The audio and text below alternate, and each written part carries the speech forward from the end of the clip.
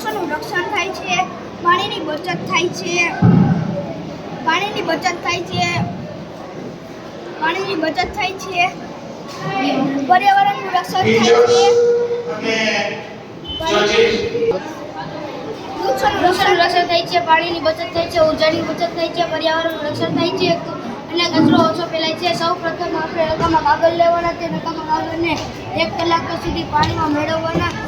તેના રંગ માટે હળદર અને પાંદડાનો રંગ પણ છે, તેની પેસ્ટ બને છે. તે પેસ્ટમાંથી 1 રાત સુધી સુકવવા મૂકી તો કાગળ બને છે. તે જ પેસ્ટમાંથી બોલ્સ બને છે. તે બોલ્સને આપણે પાણીમાં નાખીએ તો તે પેસ્ટ બને છે અને તે જ બોલ્સને આમાં નાખીએ તો તે પાણીમાં ભળી જાય છે અને થર્મોકોલના બોલ્સ નાખીએ તો તે માટીને પ્રદૂષણ કરે છે. તેથી અમે આ પ્રોજેક્ટમાં આ બધી વસ્તુ હર્બલ પ્રોડક્ટ છે.